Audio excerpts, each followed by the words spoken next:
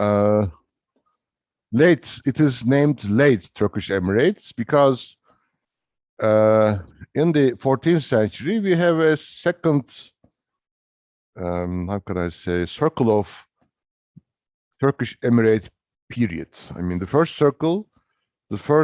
phase is the 12th century, the early Turkish principalities or Emirates period.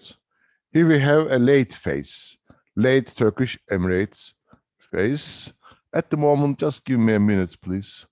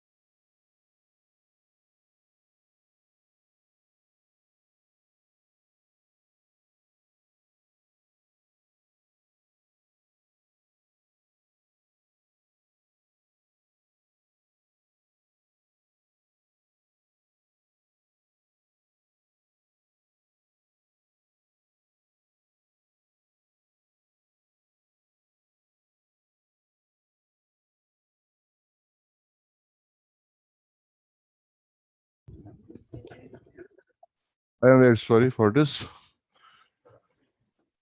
Okay, let's go on. Now, I would like to deal with the period following Seljuk, centralized Seljuk architecture, the 13th century. In this age, we have a number of principalities appear in Western Anatolia. How this happened? After the Mongol invasions in Anatolia, the land in the central part turned into a kind of vassalage of the Ilkhanate state in Iran. At the end of in the second half of the 13th century, we find Ilkhanate rule in Anatolia, and Seljuk Sultan became a vassal, almost a governor of the Ilkhanate state in Iran. This caused, I don't want to use instability, but this caused the emergence of independent states in Anatolia, specifically in the western part of it. The destabilization in the western part of the land caused emergence of local principalities. This age called then Beylikler dönemi, the Petty Dynasties period or Principalities period, whatever English name you can use, is the age after the destabilization of the centralized Seljuk rule in Anatolia. Then let me repeat. We have three phases in Seljuk period in general. First Principalities period, 12th century. Centralized Seljuk Sultanate, 13th century. And late Principalities period, mostly in the 14th century. It began in the second half of the 13th century, but lasted until the middle of the 14th century. What happened after this age? A fourth phase followed. Ottoman Empire gradually enlarged its lands. Initially, it started as a small, state, a principality. Then, in time, gradually conquering the lands of the other Turkish principalities, enlarging itself, also the lands of the Byzantine state in the west, then passed to Balkans, conquered lands in the Balkans, finally conquered Istanbul. Constantinople became Istanbul with this. Then we have a fourth phase. Early principalities, Seljuk Sultanate, late principalities, and Ottoman period. I dealt with the early principalities, centralized Seljuk state architecture. I would like to deal now at the moment late principalities period, and Ottoman period will follow. This is a very general outline, but very useful outline to understand the development of architecture, since development of architecture related to these phases, historical phases, which introduced cultural and social changes to Anatolia. In this age, in the 14th century, in the second half of the 13th century, which lasted in this case until the end of the 14th century. It depends on the date of the monuments. Not necessarily the date of the political rule. This monument is from the end of the 14th century, but it displays us all characteristics of a late principality monument. In this monument, we have a madrasa. Typical features of a Seljuk madrasa are here. A traditional Seljuk madrasa is a building with an open courtyard and student cells behind arcades. This is typical. It's a canonical plan here we have. It contains a second floor. On the second floor, we have again student cells and arcades, as you can see in this cross section, with a grand portal leading you to the courtyard at the front. When you look at this photograph, you can see these organization of the arcades in two stages, one above the other. This is the entrance piece with the dehliz or vestibule. Here we have in the form of an ayvan. Across this is a great ayvan. This typical Seljuk outlook of the monument changes when you look at the facade. You understand that something different here ruling the scene. For example, we have a very elongated, as you can see, portal, a very different kind of arch, a shouldered arch, yani omuzlu kemer in Turkish we say, shouldered arch, or ogi. In English, there is another word for this, ogi, O-G-E-E, ogi arch. An extraordinary type of arch employed here, as you can see. We don't have any prototype for this in Seljuk architecture, earlier Seljuk architecture. Master Mason preferred to introduce this here, since maybe he would like to introduce an innovation to the existing classical Seljuk heritage. This elongation also is a trend that displays a search for innovation. At the top of the portal, we have a Mukarnas niche. Sorry, this is not a niche, it's a Mukarnas band. A Mukarnas band, which is not traditional. You would have Mukarnas in this niche here, down, but not this kind of a cornice at the top of the portal, and in another innovation. What else? Until now, I have presented you three innovations. This very different type of an arch introduced, a very elongated portal, and a Mukarnas niche, differently, extraordinarily introduced at the top of the portal. A fourth innovation is the penetration, fenestration in the facade. This double organization of windows that remind Gothic windows from 13th, 14th centuries Europe or Cyprus, because Greek islands and Cyprus, today we name them Greek islands, until 19th century were actually Italian islands. Genoese and mostly Genoese colonies controlled these islands. Venetian also colonies controlled these islands, even obtained these islands, and Cyprus was an Italian colony. And Ottomans actually conquered not a Greek island; it was an Italian island when Ottomans conquered Cyprus, and there was a Latin Gothic architectural tradition there on the islands, and we hypothesize, we think that master craftsmen traveling in Anatolia from Cyprus, traveling in Anatolia, reached to Niğde and contributed in the design and even maybe construction of this monument in Nida. Then we have a certain degree of Gothic influence in the Nida monuments, not only in the Ak Medrese, but in some other buildings, Sungur Bey Camisi, for example. We have some Gothic elements that teaches us that master craftsmen from Cyprus arrived to Anatolia and contributed to the design and construction of these monuments. Then we have a Gothic tendency here. This is the only example. I mean, Nida examples are the a few buildings from Western Anatolia also display Gothic characteristics that teach again us that craftsmen from the islands, from Italian islands, from Cyprus and from Aegean islands, arrived to mainland Anatolia and contributed to its architecture. Anyway, then introduction of these Gothic style windows, and maybe their arts are not typical of Gothic. I don't know why these shouldered arcs introduced here. They are not typical Gothic pointed windows.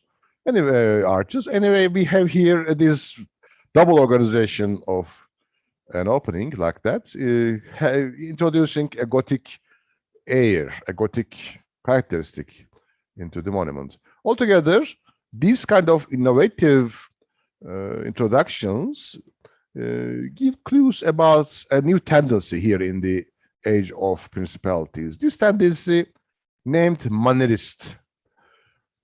Maybe you heard about this, Mannerism. In Turkish, we name it tarzcılık.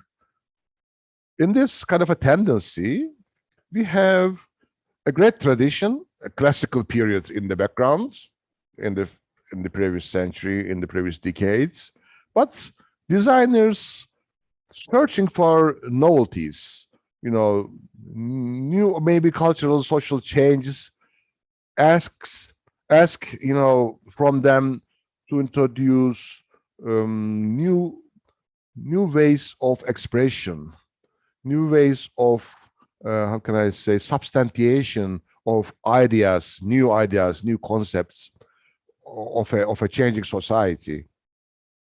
This architecture displays us such a state.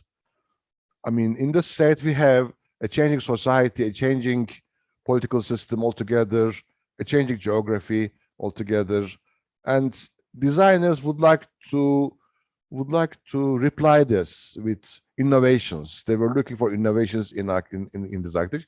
Altogether, this is the beginning of a new age.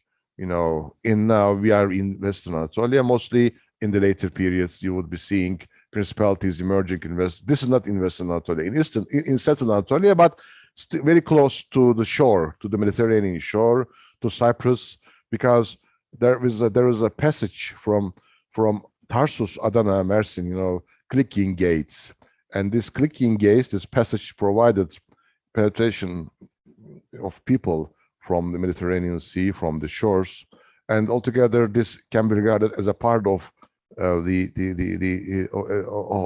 Mediterranean zone, which now started to be more, how can I say, more prominent in terms of cross-cultural relationships and encounters. And now the Turkish rule in Central Anatolia extending towards west, towards south altogether, and the Eastern Mediterranean is now becoming more prominent and exerting a greater influence in the land. Before it was more of Syria, Iraq, and Iran and Caucasia. Central Anatolia and Eastern Anatolia is like an extension. Sorry, is like an extension of Eurasia. But now we are more of a East Mediterranean pocket of cultures altogether emerges in the western and southern parts of the land. And clear manifestation of this is this Gothic windows introduced in the facade. And there is a tendency to innovate, which is a Mannerist tendency. This elongation of the portal is a clear sign of this fact. Then, together with enhancing Mediterranean impacts and search for novelties, introduced innovations into the design of earlier Seljuk tradition. But Seljuk tradition is still there. Mukarnas niche, portal, değil mi? The plan organization, Ivans, and other features altogether. When you look at the inside, you would see again those shouldered arches. This elongation, this development, axial vertical development altogether is here.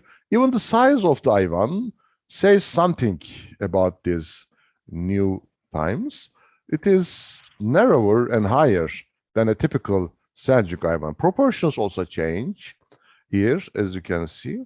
And also altogether the size of the courtyard, it is so narrow, creates a kind of how can I say, proportional diversification. When you look at the earlier examples of the Seljuk period, we have well-accorded proportions in relation to the scale of the courtyard and scale of the arcs and the Ivan altogether. They were designed after a different mathematical standards of beauty. Then there is a change of aesthetics here. One might regard it as a distortion, as a, how can I say, even a stagnation, because you are losing standards, you are losing classical proportions here. What Manierism is as such, I mean, this tendency occurred at the end of Renaissance, this tendency occurred in Istanbul at the end of classical Ottoman period in the 17th century. Distortion always appeared after an age of classicism. Same might go with postmodernism in the world. I mean, the classical proportions of the 20th century modernism become distorted in postmodern Manierism. In a way, novelties introduced which are not much original, but still novelties. Then maybe there is something to learn from this fact. That is, maybe in certain periods following classical times, in order to be original and creative, you need to first search for novelties and express yourself with distortions. Then distortions sometimes would be very useful in order to lead you to original conclusions in many different fields. I mean, in this period of search, you still construct, you still design, because task is given to you by donors who commission and ask, for architecture for their use. But as designer, you are in a situation, to reply to the changing society, changing times, and you are looking for new ways of expression because you are a creative person. But you don't have the advanced skills, advanced knowledge to lead your designs appropriately, aesthetically speaking and proportionally speaking. But you are looking for something new. Then in this period, you are going, you continue to create, to build. Then maybe you are without your clear can I say, approval as a designer, as a constructor, you build something awkward, even something extraordinary,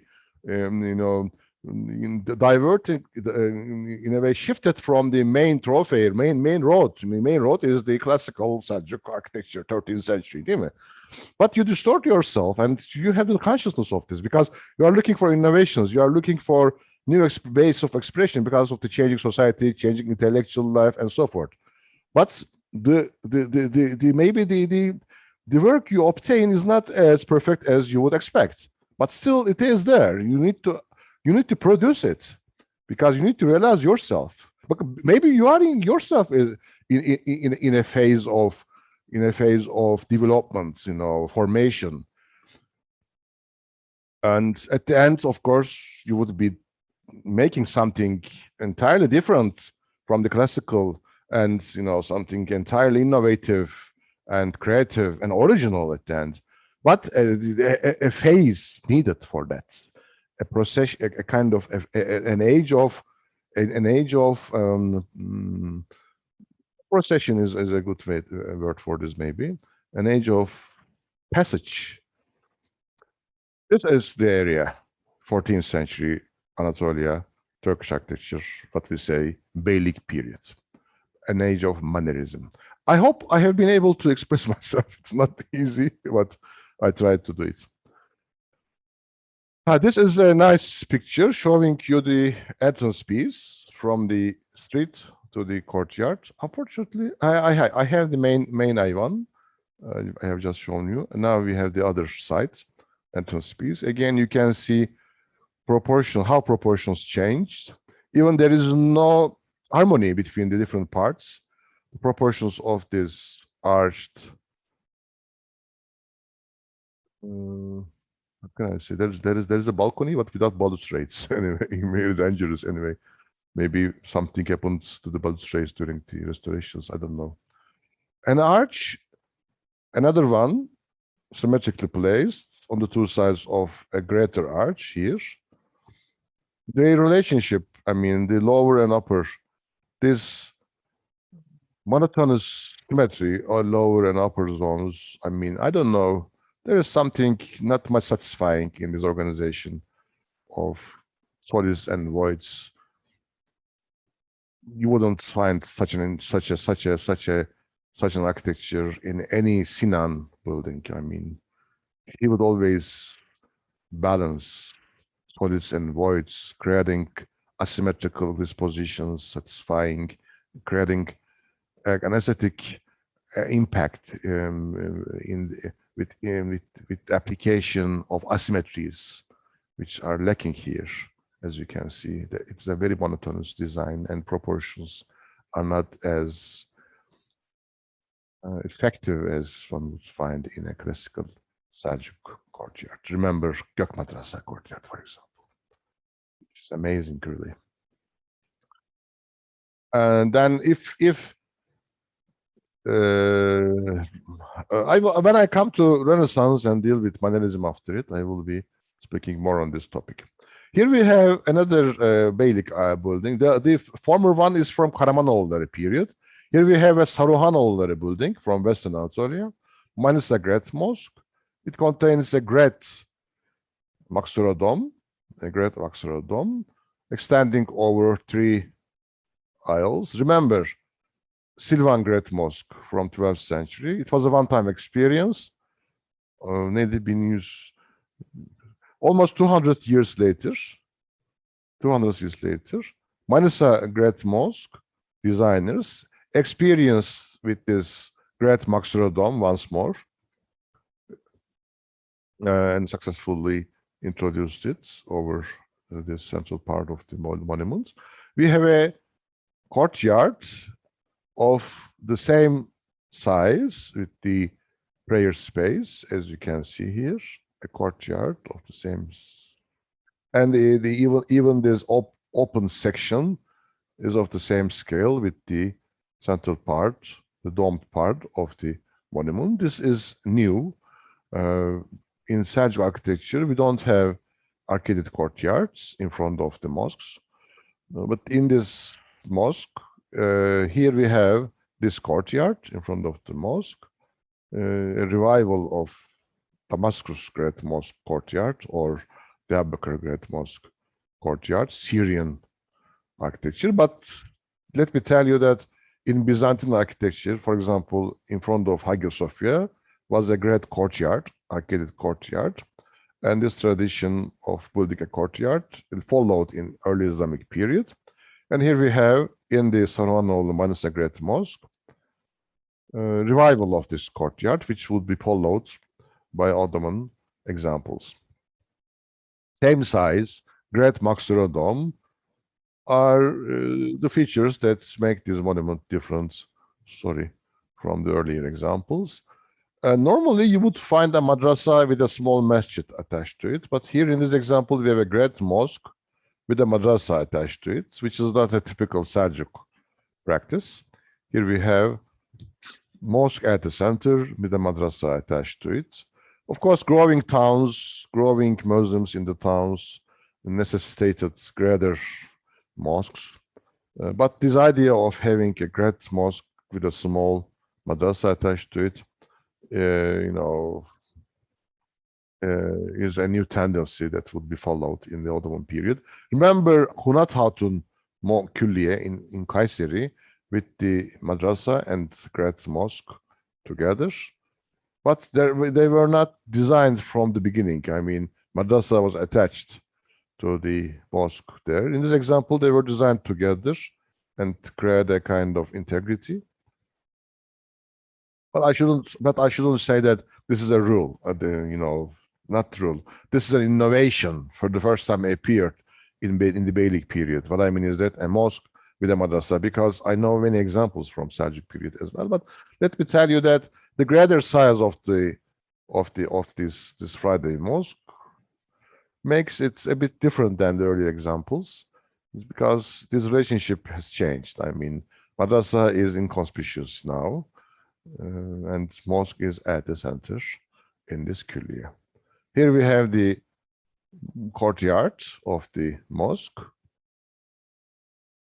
It's a great courtyard with arcades and a second row of arcades at the back.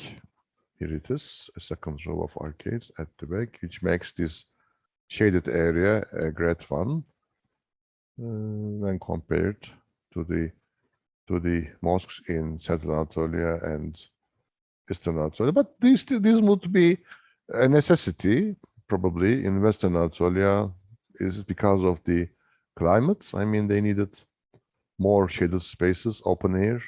This would be a reason, but questionable, because we have different parts of Anatolia, like southeastern Anatolia, where sun is also in a similar way very harsh, and we need these shaded areas, but they didn't apply them there.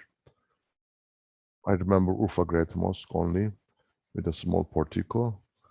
I mean, I am looking for differences, I mean, in terms of the architectural applications. We cannot generalize some points. There are one-time experiences. This is one of them. Interior, Great Maksura Dome, and the way it is related to the side spaces is more successful than the Silvan example, since these side spaces covered by higher walls than the ones in Silvan. This is a tendency to relate side spaces with Maksura section.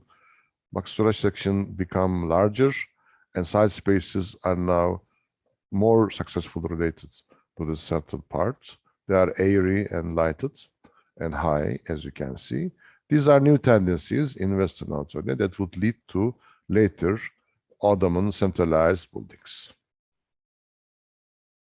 You can relate this the enhancement of the architectural knowledge and also development of economy, searching for innovations, the changing society, looking for new ways of expressing itself altogether influenced. I cannot solve every problem of architectural history in this lecture. I'm thinking and trying to, reply to my questions, but it's not a good way to teach, I know. Normally, professors teach whatever they know, but I like, reflecting and, advancing views, but this is not always good. I should confess. Anyway, here we have the madrasa section with the main Ayvan. With the main Ayvan, you see. Altogether, there is a very interesting way of material use. Brick, stone together created a very interesting facade here. Arches are made of brick, and the fillings above arches on the shoulders of the arches are in brick in order to create light walls to prevent walls pressing over the arches, creating instability. Here we have at the top a cornice named sawtooth, testere dişi in Turkish, SAW tooth, sawtooth cornice. It is a feature of Western Anatolia, right from Byzantine architecture. It's a local Byzantine feature introduced to Turkish architecture in this part of the land, in Western Anatolia. I mean, here we have a great Seljuk Ayvan, vaulted. Later in Ottoman architecture, these Ayvans will be covered by domes. Again, proportions changed, as you can easily notice out. And there are no arcades in this case. Normally, if a madrasa is an open type in Seljuk period, there are arcades in front of the student cells. But in this case, we have an open madrasa, but without arcades. I mean, this is also a diversification. Another building I would like to show you is İlyas Bey Camisi or İlyas Bey Mosque in Balat. Balat is a town, Turkish town, next to the ancient city of Millet. You can see Roman ruins next to the Külliye. Here we have a masjid, a domed square building, but size is so great that you can even call it a mosque, a Friday mosque, which is extraordinary. A simple domed masjid is a neighborhood mosque, and it's a small, but in this case, it's very big. And across it, you can see a domed room, which is the main classroom of the madrasa. Then you understand that the courtyard of the mosque turned into a madrasa now. Instead of putting madrasa next to the mosque, in this example, remember, it was next to the mosque in the Seljuk tradition. Now, madrasa is put at the front here, Or this courtyard is replaced by a madrasa. Later, Mimar Sinan will use the potentials of this design. And for example, in Sokollu Camisi, Sokollu Mosque, Kadırga, Istanbul, he created a domed prayer hall with a madrasa at the back of the arcades. Then these arcades are employed as a madrasa by Sinan at the Sokollu Mosque in Kadırga. In a similar way, we have in the Balat İlyas Bey Camisi, these rooms, student rooms, replaced the madrasa arcades. And at the center is a great main room, but domed. Normally, you would have in a Seljuk madrasa a vault covering the main room, but here it is domed. Then we have here some features heralding the later Ottoman developments, telling us news about the later Ottoman developments. I mean, initiating Ottoman developments in a way. This search for novelties, differentiations. Every case is an advance. You can regard this as such. Of course, it is a solution, a specific site-related solution to a problem, or an expression of a search for novelty. But at the same time, the following designers, master craftsmen, learned from these solutions introduced earlier.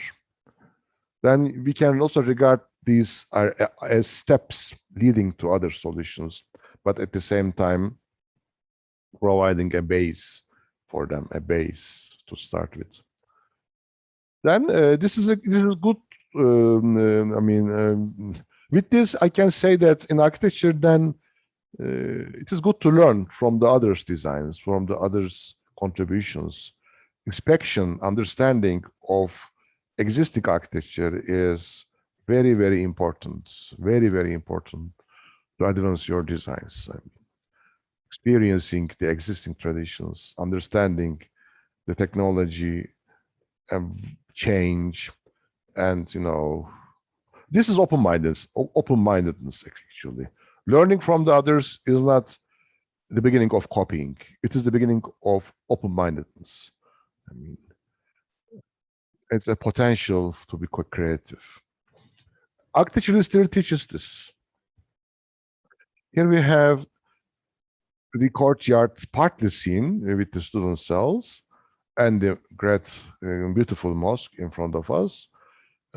This mosque is highly interesting, highly interesting. If I would be in the class, I would ask students what you are seeing at the moment. Is it an Ivan? Is it a portal? What is there at the front of the domed cubicle mosque? I mean, but here I cannot do this. I don't know why, but students don't reply me when I ask questions. Then I will go on with my personal comments. Here we have actually an Ivan, a typical Seljuk Ivan, introduced at the entrance piece of a masjid, which is really, very, very extraordinary. You would expect to see this Ivan not here, but across here, across the mosque. I mean, if this would be a great madrasa, the Ivan would be here, and you would be approaching to this courtyard by means of a gate here, değil mi? A gate. You enter first the courtyard, then reach to the main Ivan of the madrasa. But the main Ivan of the madrasa, main classroom, now turned into a mosque. Turned into a mosque. And the entrance piece, domed and used as the main classroom. How strange. How different. This is manierism işte. You have the potentials of an existing classical architecture where you have madrasa, where you have karvansaray, where you have everything is standardized. Everything is standardized. There are rules, canonical. This is canonical architecture, 13th century classical Seljuk architecture.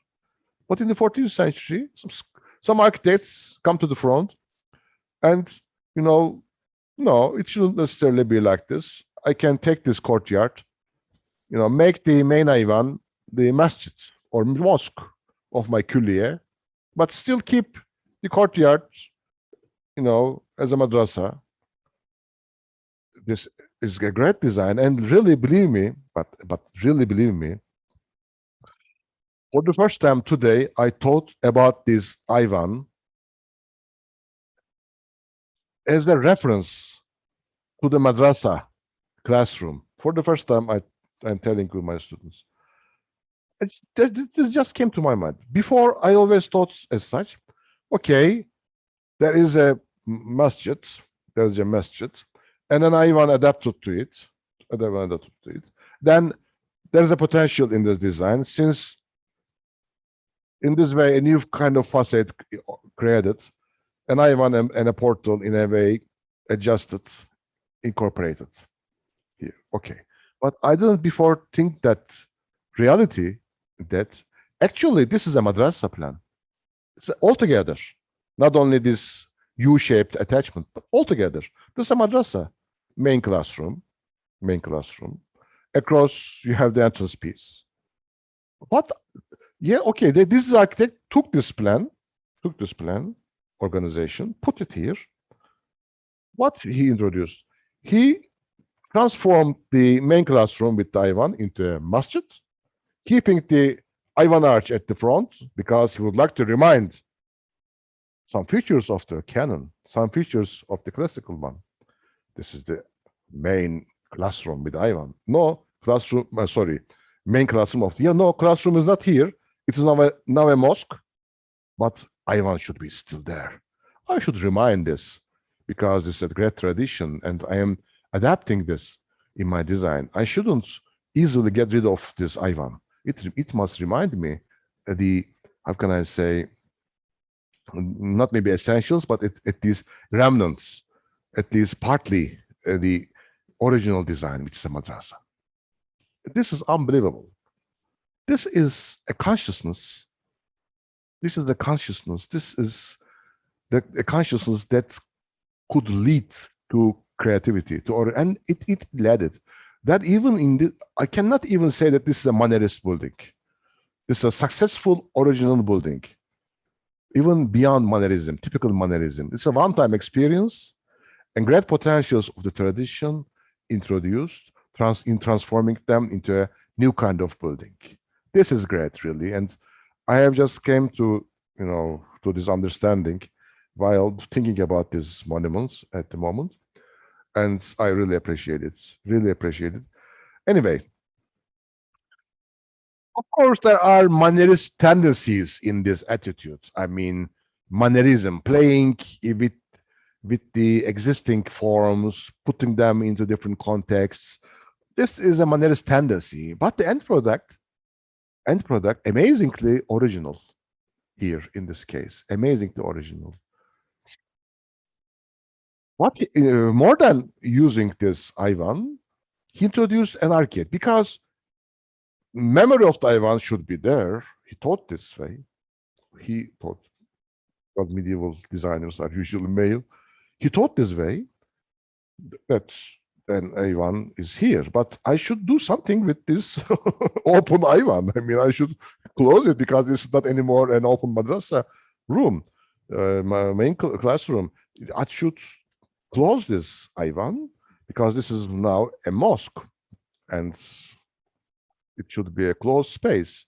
What should I do? What should I do? He thought probably like this. And at the end, he came with the conclusion, I can introduce an arcade inside instead of totally closing it.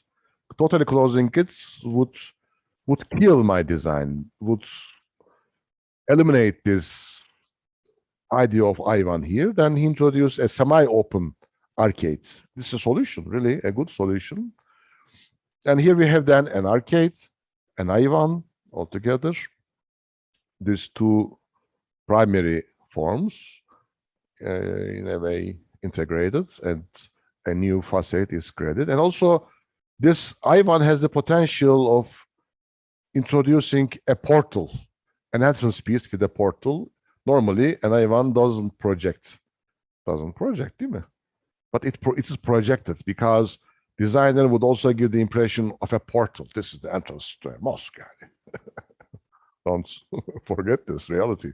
But at the same time, under this general idea of a portal in front of the mosque, he introduced this Ivan of the madrasa as a part of the great madrasa rooms at the front altogether. It is unbelievably rich, really.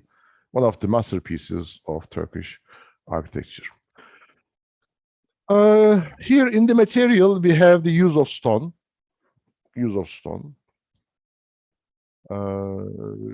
Which is a feature of Anatolia, but in this case, it is even, I suppose, marble, huh? Yes, marble employed because of the ancient site, Miletus, here, probably marbles collected from the site, used as a spolia here in this monument. Actually, not even spolia, the building material here is in marble from the ancient ruins. Actually, this is in Western Anatolia, and great architecture of Byzantine period, Roman periods are there, the ancient ruins and so forth. But what they produce at the end is a typical Ivan courtyard, the masjid kind of building with mukarnas and so forth. I mean, geometrical decorations, mukarnas capitals, and so forth. What we have then, an Asian tradition still dominating the architectural scenery. Asian, Central Anatolian Asian tradition introduced to Western Anatolia. Interior with a great mihrab, and corner squinches with Turkish triangles altogether introduced. This monument is greatly restored and published. I have a book. Yes, here it is. There is a great publication Balat İlyas Bey Külliyesi, İlyas Bey Complex by Baha Tamman and Leyla Elbirlik. You can find this book.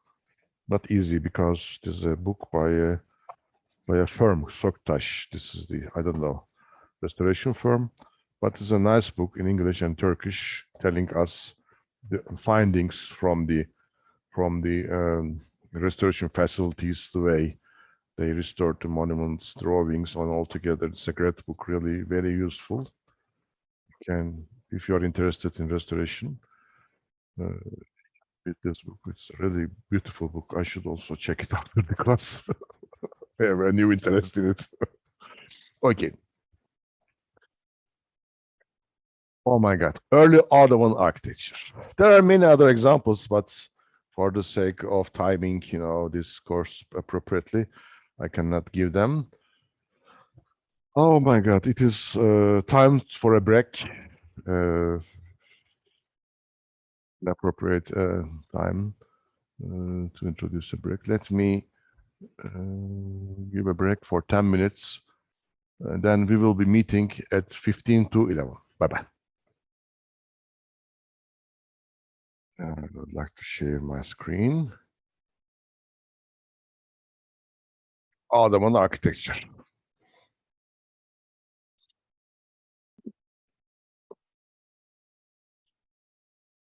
Remember, Seljuk period, concentrated in Central Anatolia.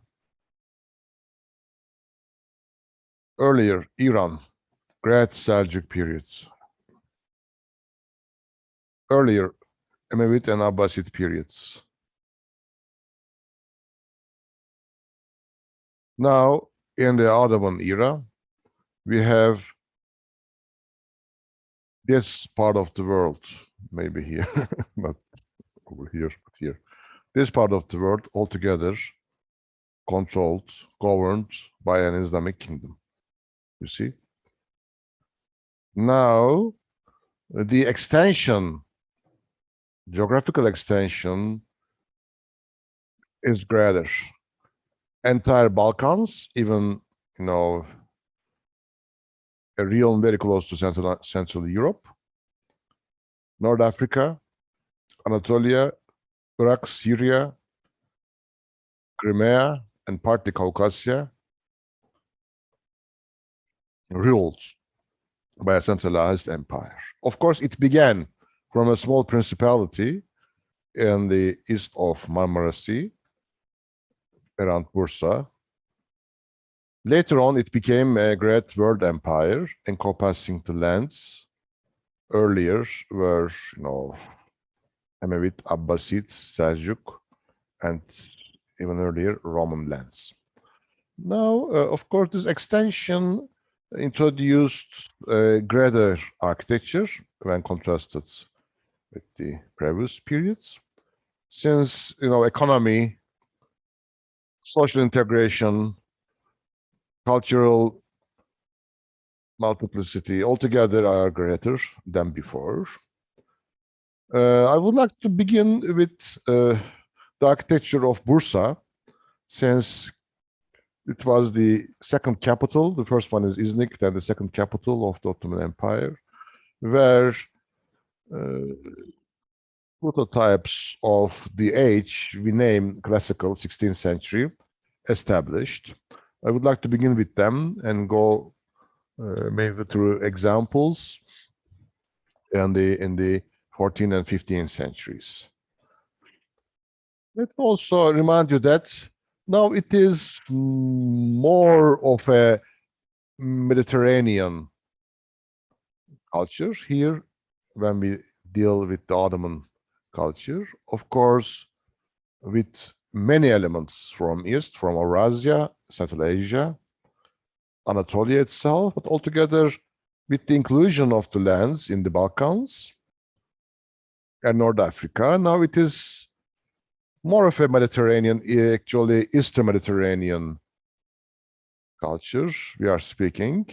And the dimensions of this land piece, geographical piece, are greater than before, as I already exemplified by means of a number of buildings from Western Anatolia. Now it is in Istanbul with the great Roman background.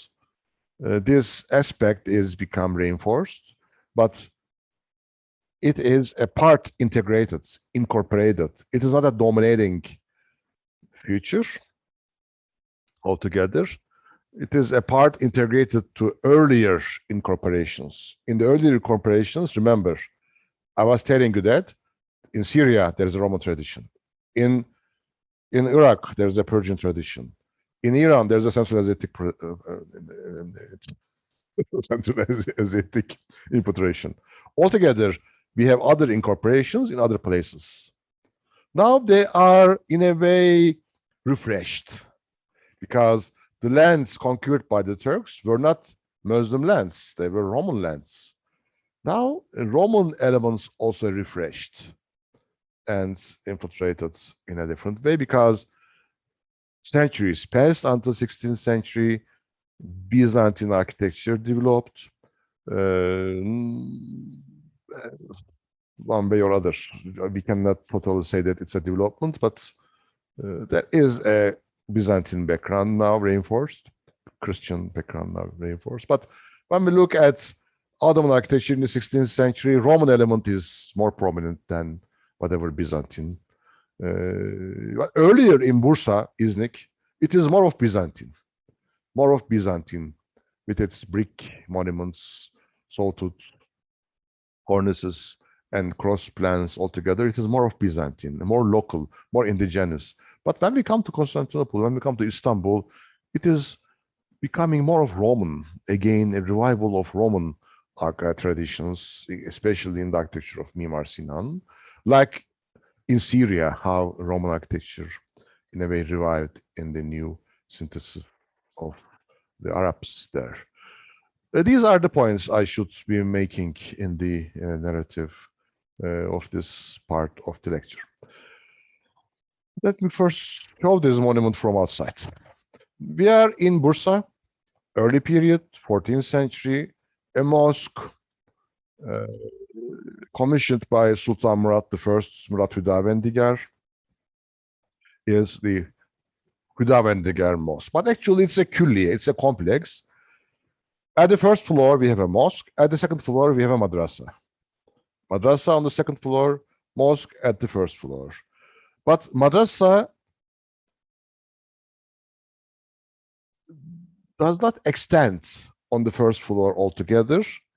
It creates a U shape.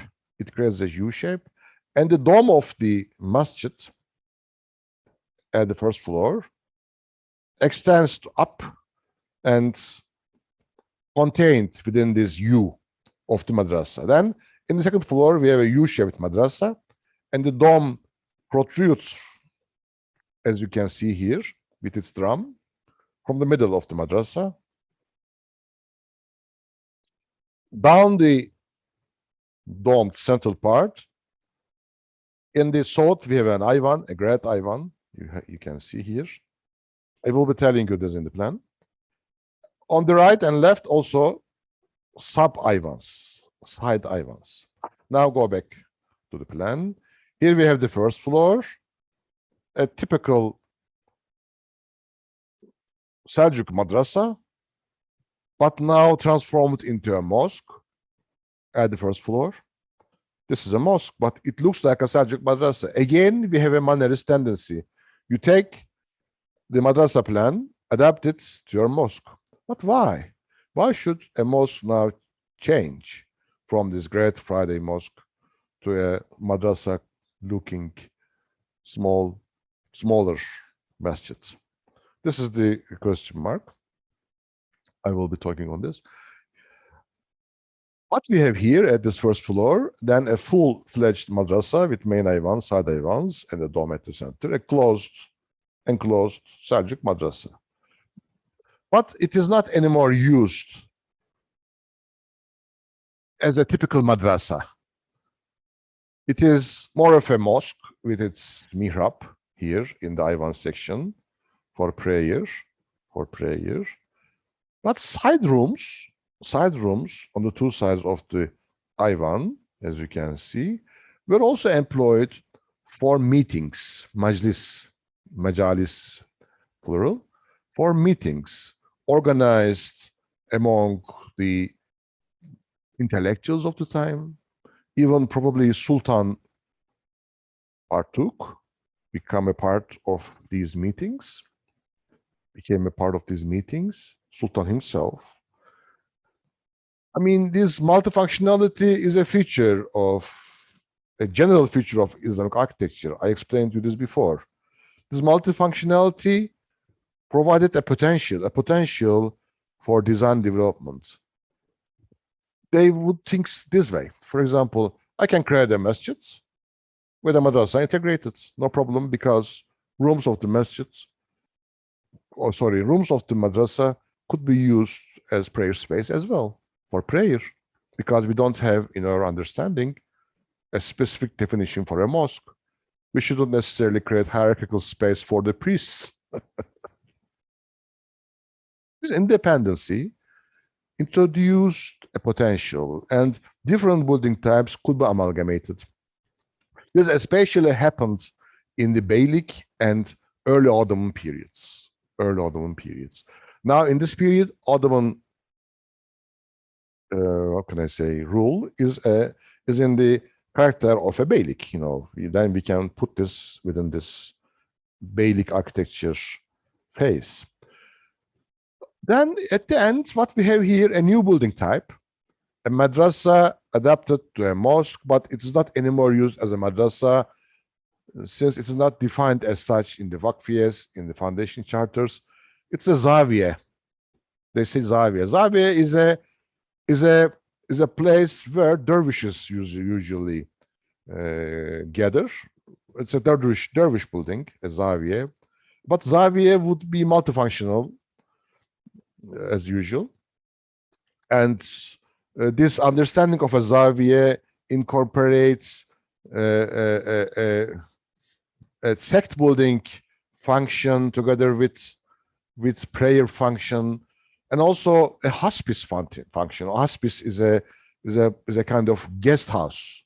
I mean, misafirhane, people traveling from one city to other, intellectuals, sheikhs, would stay in these kind of buildings. Then we have a new type of building in this age named Zaviyeli Cami, mosque with convent. Convent is Zawiye in English, literal translation, convent. Mosque with convent. Or it looks like a T plan, T, like this, a T. Another name, inverted T plan.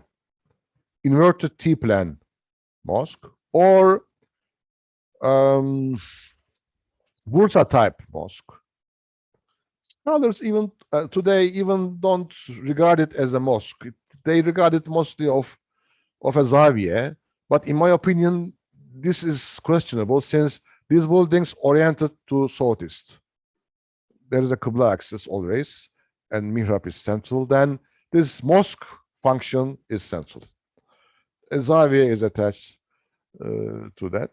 This is conceptually so, but in its architecture, madrasa rules. Madrasa is central. There is a book by Doğan Kuban, Abdullah Quran. It's a great book.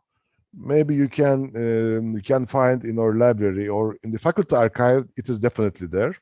You can go and borrow. I'm looking my library to find it. I can later do that.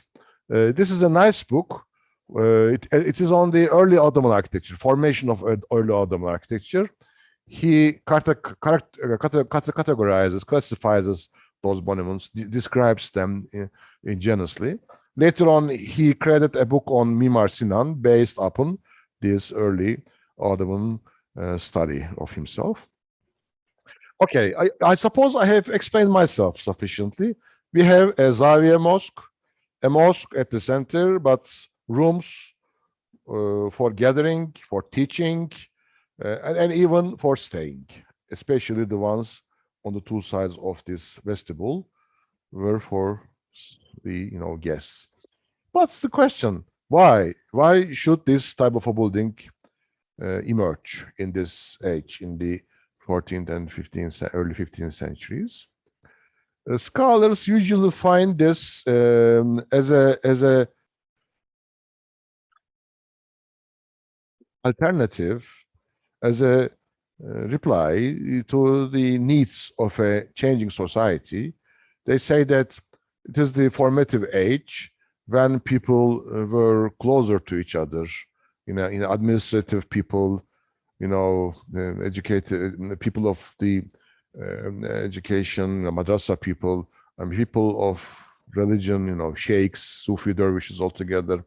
It was a closer community, and relationships uh, were in a different characteristic. I mean, it was a state information, and rulers would like to be closer to the community members, and they organized meetings, majalis, and this formative period, in a way, it was a time people were together. I mean, this usually happens, you on the on while you go up ascending in your career, you go with the people, but in time you start to lose them. Nobody around you, and then you become a single man at the end. This always happens. In a similar way, in the early period of Ottoman rule, in Bursa, Iznik, the capital centers, but smaller than the Istanbul, people were closer. Population was lesser, and they gathered more. They made meetings, advancing views, sharing ideas, intellectuals, religious men, administrators all together. They needed this kind of source buildings. The question mark is that why shouldn't they have, madrasa to do that? I mean, but madrasa is a canonical building, and what you do there is well specified. İşte Nizamiye Madrasas, founded by Nizam al-Mulk, Grand Vizier of Melik Shah. I mean, there is a curriculum. It's just like our universities today, you should follow these rules. I mean, and the building is as such, the madrasa is a madrasa with the Ayvan student cells all together. This is canonical. I mean, there you cannot easily come together, chat matters, different kind of people from different segments of the society. No, it's not possible because it's a madrasa, for students. But this kind sort of a building, which is multifunctionality, is more emphasized. I mean, people were freer to use it. I mean, especially probably because a masjid is introduced in order to attract people. These are Friday mosques. I mean, people could go there, pray there, and would be captured by the people around. Just to talk, to approach the problems in the society. You understand what I mean? It is a more cordial atmosphere created in these kind of buildings that was needed in the formation period of the Ottoman Empire.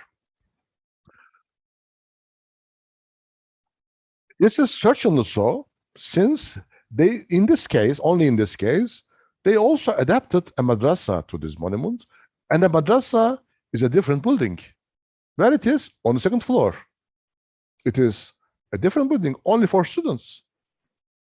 Students who would like to go to the madrasa would enter the Zaviyeli Jami, mosque with convent, turn right or left, follow the steps here, go to the second floor, first go out to this portico, to this place.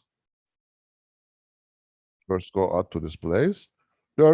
Then if you are here, turn right. If you are here, turn left to reach to the madrasa. You enter to the madrasa from the portico. First, you come across two rooms, right and left. These are professor rooms for officials sitting. You should tidy yourself. And then you are led to enter to the madrasa.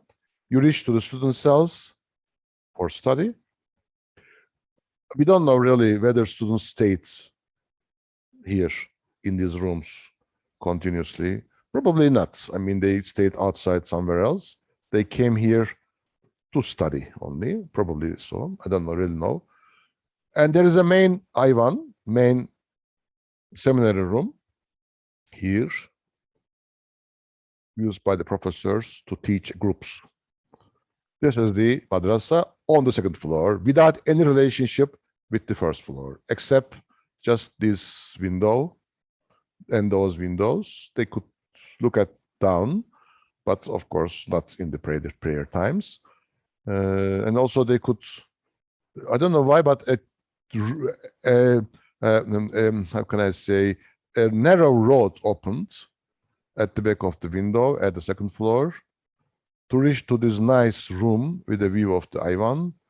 Is it an itikaf room? Because this sort of rooms exist in mosques, for seclusion. During, Ramadan, for a few days, an ardent Muslim would like to be alone in this room, and concentrate, meditate, and food presented by his friends. Probably this room was used as an itikaf room for such a purpose. Now look at the section.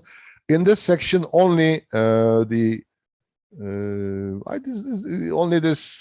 second floor partly displayed, mostly the first floor with the domed central part, and the Ayvan is displayed with this itikaf odası, seclusion room, and portico in the second floor, and this circulation area here, this section.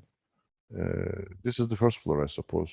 This section here, this section displayed in this section, cross section. Here we have student cells at the second floor. This is the first floor. Now look at the outside once more. The way these arts employed in the cornice is Byzantine. Brick alternating with stone, 2 or 3 lines of brick, 1 line of stone is a typical Byzantine construction technique employed here. The way this Ayvan projects outside very sharply, you see, very sharply, is Selçukid, but at the same time might give an idea of existing cross and square Byzantine churches. The images are there, of course, reach to different solutions, but images are there. One source is Selçuk Madrasa. The other source probably is cross and square church of Byzantine architecture. But of course, Selçuk Madrasa is more dominant as an idea here. But material is entirely Byzantine techniques employed, because as I told you, local technologies always dominated in traditional architecture in medieval age. Local technologies of building. Here in Western Anatolia, material is brick and stone in this age, following the Byzantine precedents. Is it because of the local Greek master masons? Probably so. Probably they employed them and they introduced these techniques. But the general design, creation of a madrasa-like building with mosque and appropriate, mihrab, minbar, and other the practical parts are Selçukid, Islamic. I mean, how these different impacts came together, it is still mysterious. How, for example, Greek origin designers in a way integrated with this great tradition of early Islamic architecture.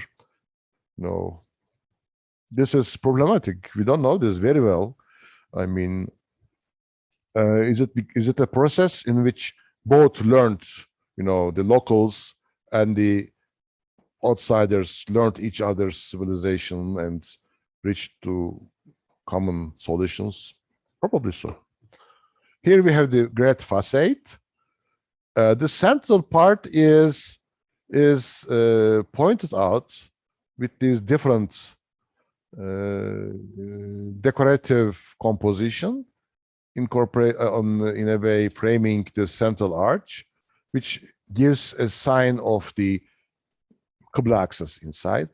Then this mosque function is still dominating here, because mosque brings them together. You come to pray, then you meet. Usually it was so. It is like the audience chamber of a Islamic palace. You come to meet, but you can take a shower in the bathroom, in the bath. Remember, audience chambers with baths. The main function is meeting audiences. Here, the main function probably is prayer, but you meet there. And at the second floor, there is a specific building, but this is unique, which functioned as a madrasa. Then there's double function attached to this külliye. But we should consider those two differently. Madrasa separate, the Zawiya mosque down separate. Zawiya mosque is multifunctional. Madrasa is not. Madrasa is a madrasa. Yeah. And then two porticos, one and the second level, two porticos are placed. When you look at this facade, it doesn't look like a Seljuk madrasa anymore. These organization of the arts remind the Gothic facades. The organization of these porticos remind narthex of Byzantine church, open narthex. And normally Byzantine narthex are closed, but in the Ottoman case, they are open. Do you see how transformations take place? Narthex is the section at the front of the prayer space. Cella is the place under the dome. Cella, prayer hall. At the front of the prayer hall, we have a narthex, a kind of hall, that prepares you, that leads you to the prayer space. This is like an open narthex. And also it looks like a facade of a mansion, of a palace. And scholars of Byzantine architecture related to the facade of Byzantine palaces. I mean, very similar to a Byzantine palace. As I told you, indigenous traditions penetrated to Islamic architecture, and this is a good example for this. And the techniques employed, brick use together with stone, is Byzantine. Even these decorative patterns display us some Byzantine features. Inside. This photograph is better. Here we have the main Ayvan here. This window I pointed here with an arrow is the window of the itikaf hücresi, itikaf cell, seclusion cell. Inside the mosque, you don't have much idea of the madrasa at the second floor. It is separated, as I told you. Once upon a time, there were no carpets here. Masjids restricted to this space under the Ayvan, under the vault of the Ayvan. This is the Ayvan with a mihrab. This part is the masjids. They would take off their shoes, put them here, and go up for prayer. Side rooms like this. And side Ayvan, one of them, there are two. The right one can be seen in this photograph. This functions, this square section functioned as a kind of inner courtyard, domed inner courtyard underneath the lantern dome. Light penetrated from top, from this dome, and a nice pool was here. It is typical madrasa, Seljuk madrasa, with an inner courtyard. But we have Ayvans opening to this inner courtyard, like being in an open madrasa. Then open madrasa and closed madrasa amalgamated in this case. The idea is there, images borrowed, but a different conclusion arrived. Now we have a multifunctional Zawiya mosque at the end, as it is here. Great Seljuk tradition is here. Another building I would like to show from this period is Yıldırım Bayezid complex, again in Bursa, on top of a hill. Now, madrasa is not on the second floor of the mosque, but separately placed on the slope of the hill. On the top of the hill, the level difference can be seen from this drawing, is the mosque. Down, overlooking the Bursa city, on the slopes of the hill is a madrasa, together with the tomb of Yıldırım Bayezid. The madrasa, again, is an inverted T type, Zaviyeli Cami, convent mosque. But the difference is that we have domes covering, a dome, let me tell, as such, covering the Ayvan, as you can see. Ottoman designers, after Yıldırım Bayezid, Murat Hüdavendigar Mosque, gradually applied domes, more and more domes instead of vaults in their designs. Dome started to be preferred to Iwans. It is more difficult to build a dome. You need more money. You need more advanced technological knowledge to do that. It's not easy. And empire enlarged, enhanced in terms of its economy, and domes now. There is an inclination to cover with the domes, started with the Seljuks, but the potentials changed, economic potentials changed, and now they could be able to introduce more and more domes. Madrasa is a typical open madrasa, but instead of a domed, vaulted Ivan, we have a domed Ivan, again dome preferred. I will be showing you from outside. The cross section gives us this domed Ivan section, Turkish triangles, transitionary section. Side Ivans, vaulted, side Ivans, still vaulted, can be seen. Portico. In Turkish, we call it son cemaat yeri. Portico. Then comes the vestibule. From the vestibule, you can go up by means of staircases to reach, here is the staircases, to reach to a Sultan Mahfili. Sultan Mahfili. Sultan's prayer hall. Once upon a time, Bursa was really green Bursa. Now it is dark Bursa, dirty Bursa, whatever you say. Once upon a time, it was a paradise on earth. Greenery reeled everywhere. And these roofs of the houses, it was an earthly paradise, really.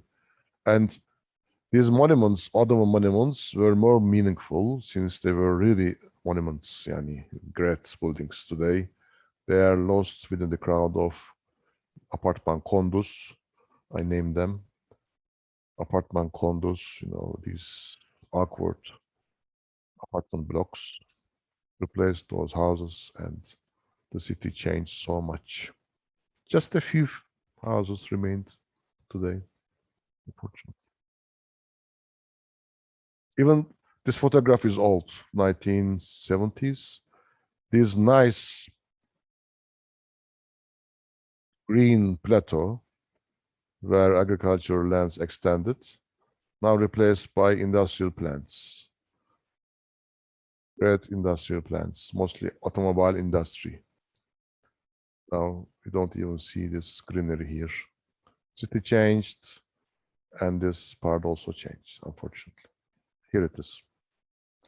We have the Yıldırım Bayezid complex on top of the hill.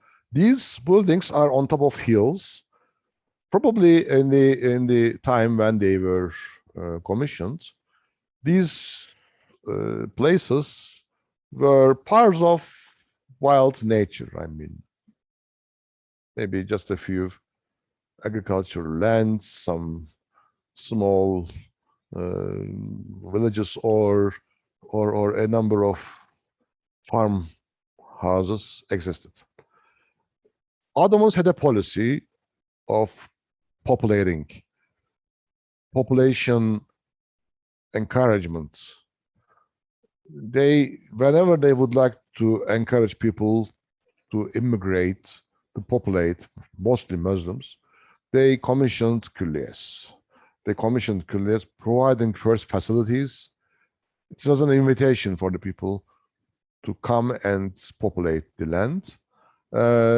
This probably is an attempt to populate this part of the city because it is far from the center, on the, I suppose, north of the east of center Bursa. It contains two domes, as I explained. One is above the mihrab section, the other is the inner courtyard section. Side Ivans also domed. I suppose they are in the plan. I see crosses, and I don't really remember whether it was domed. But here I see I see domes. Yes, domed. Then I should correct myself that they are vaulted. They are domed as well. The side vaults, Ivans are also domed. In the plan, they are introduced as vaults? You see? I don't really know why.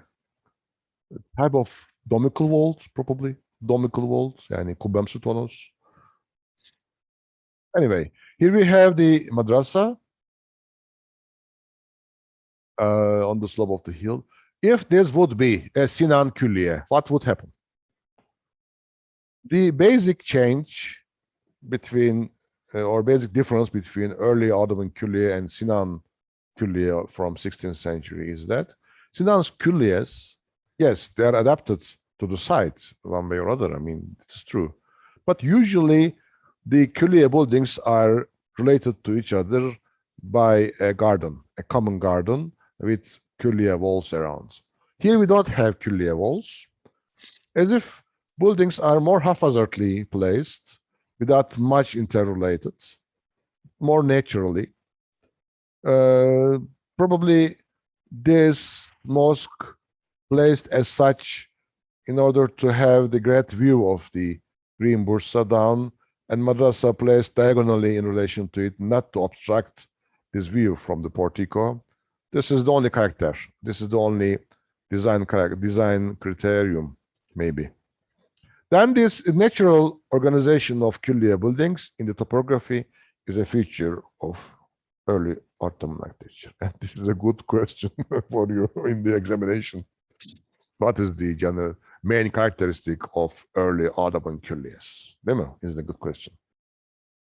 The reply is that we have a more organic, more haphazard organization of buildings in relation to the topography, existing topography. This is the mosque from the back, the Ayvan with dome and side sections, as you can see, side wings with domes.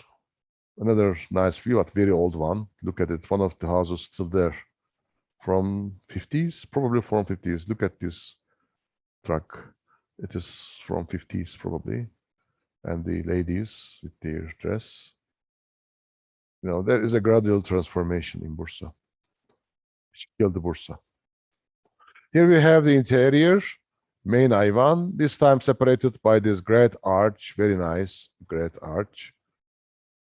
Upper section is straight, as you can see. This type of arch is named Bursa arch, but it is not important. The side rooms reached by these gates, side rooms.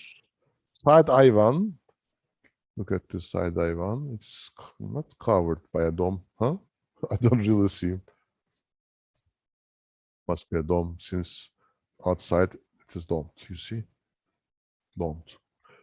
Then you can say that in this monument, every unit is covered by a dome, in contrast to the tradition of Seljuk madrasas with walls.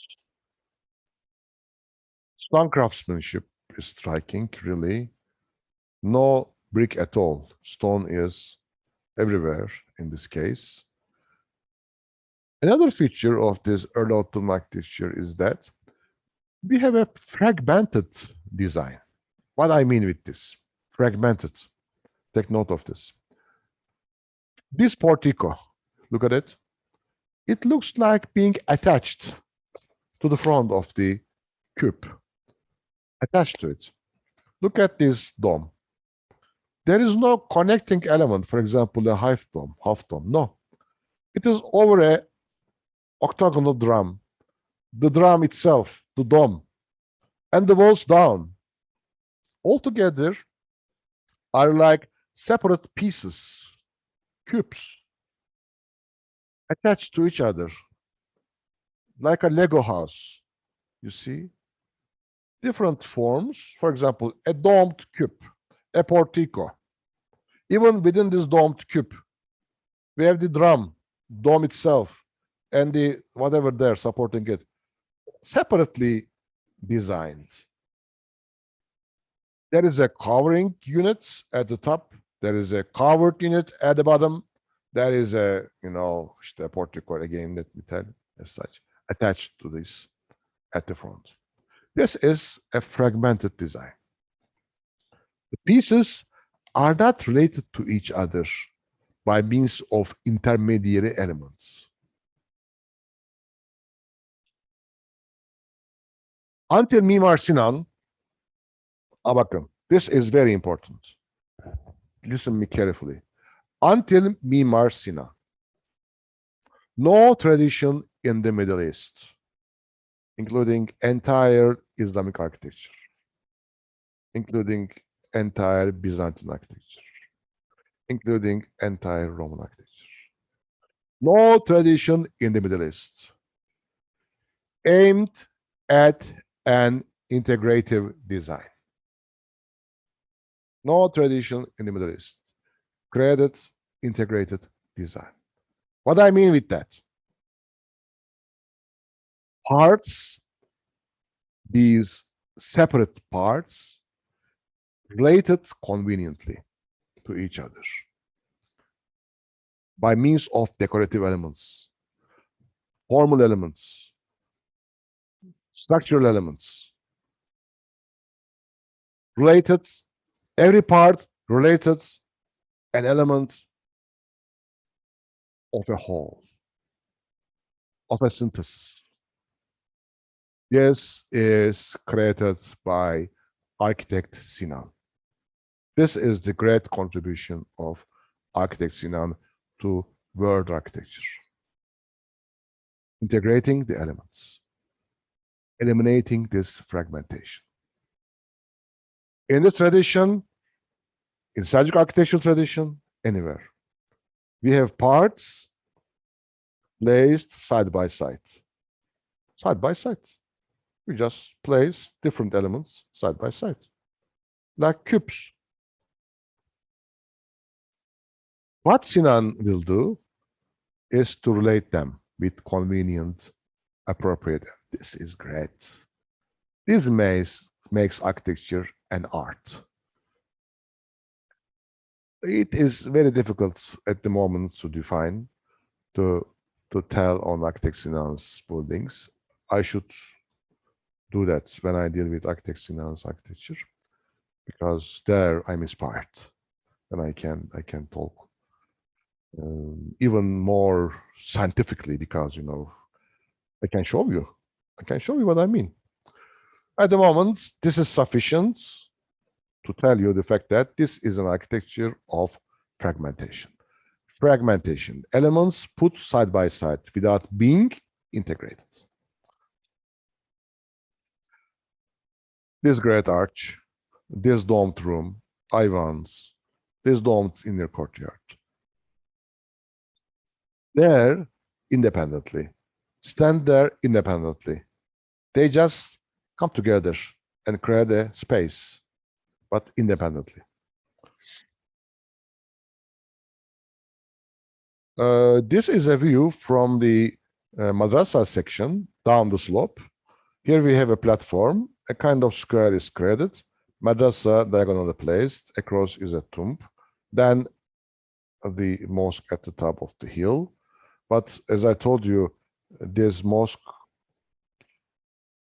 is provided with the view of the city down. For this reason, this diagonal placement is there, and this creates a kind of movement in space.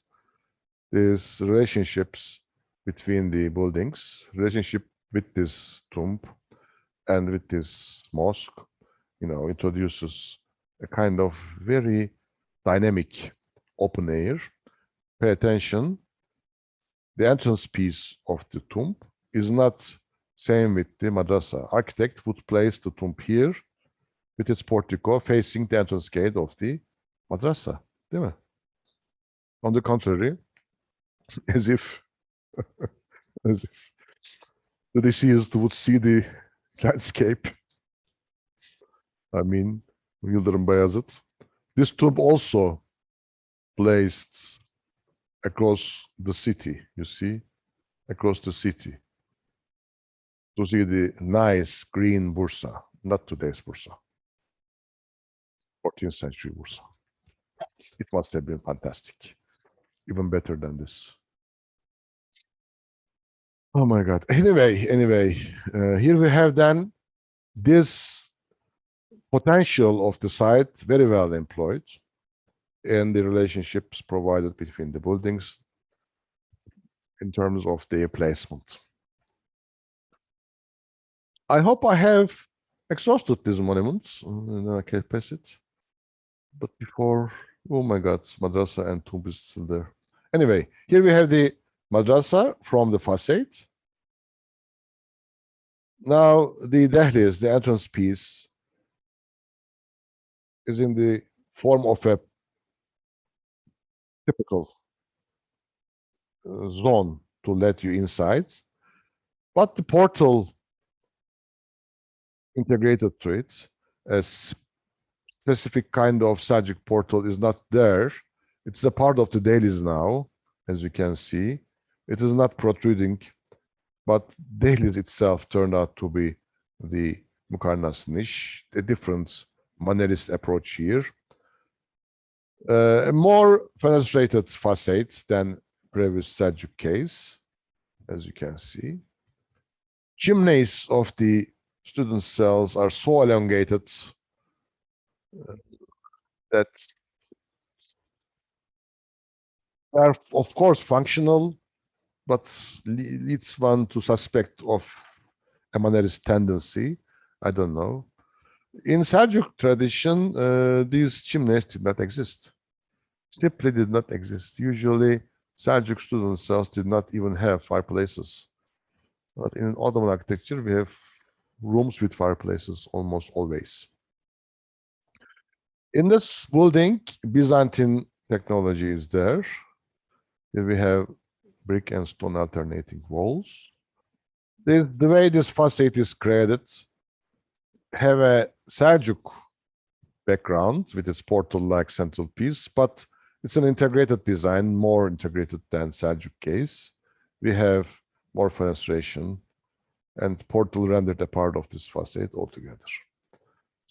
Then we have signs of later integration of architect Sinan. Inside, you have a great courtyard with arcades. Arcades now contain this plastic, I don't know, pen, windows. What is the name of this kind of structure? I don't really know. I don't really know. Screens, plastic screens. Anyway, original, they did not exist. Even the Ivan changes shape. Now we have a triple organization of arts, like a triumphal arch, Roman triumphal arch, instead of a typical Ivan arch, single Ivan arch. You see Mannerist tendencies again, introduction of novelties, breaking the rules, breaking the canons, but the idea of an Ivan is still here. But don't. We will be using many buts in for this period. Something is there, but something is there, but. Here we have the tomb overlooking the city, one of the most beautiful tombs of Ottoman architecture. Fragmented again, every part works separately, but very nice indeed, very nice, a representative of its kind. As you can see, proportions are very nice. Look at this portico. See, the arch is rounded. In this period, they experienced it with rounded arch, typical Roman rounded arch. Since designer possibly had this talent to introduce a great, well-proportioned portico, then he did it, simply did it. Porphyr columns are from Roman ruins, but the capitals are original Ottoman. Nice, really nice. This dichotomy between the material use, ashlar stone at the corner, brick and stone alternating courses at the background, typical of the century. This hybridity of material is a feature of the 14th century. Different materials experienced. Okay, let's have a break until 15 to 12. I would like to go on with some other examples of Ottoman architecture. See you. Bye-bye.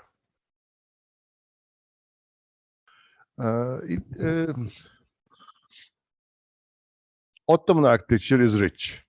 In this tradition, almost all preceding elements of the heritage, in a way,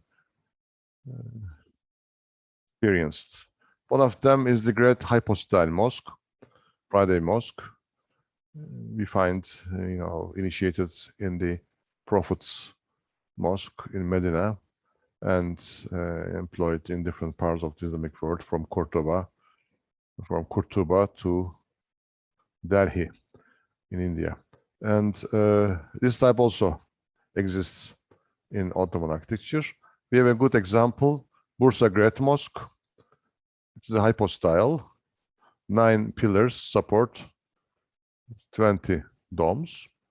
Are now every unit covered by a dome, no walls at all. But Seljuk tradition also is there.